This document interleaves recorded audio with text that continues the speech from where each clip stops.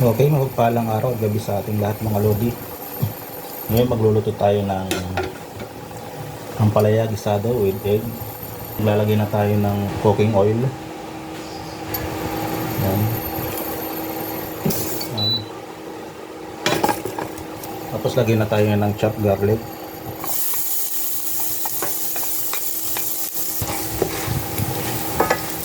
Okay, maglalagay na tayo ng chopped onions. Okay.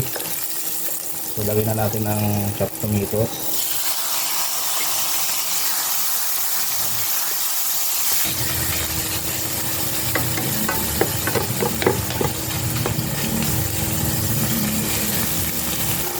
Okay, tapos lagay po tayo ng shrimp fish or laman.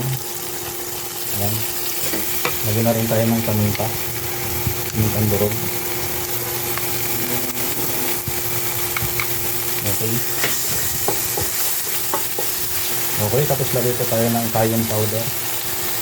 Isang kutsarita. Ayan. Mas masarap kasi kung may cayenne powder. So, nasanay na rin ako. Mahilig ako sa spicy. Okay. Lagyan na natin yung kinap ko ng ampalaya. Ito yung tubig. Okay, para hindi masunog yung ilalim. Okay. Tapos saka po natin tatakpan. Huwag po nating haluin. Kasi mas lalong papait ang ampalaya. Hintayin po natin na kumulo bago natin haluin. Okay mga lodi, buksan na natin. Nakakulo na. Okay. Saka po natin haluin na dahan-dahan. Yan po, para ano. Haluin lang po natin ng dahan-dahan lang para hindi lalong pumait. Okay? Lagyan po natin ng egg.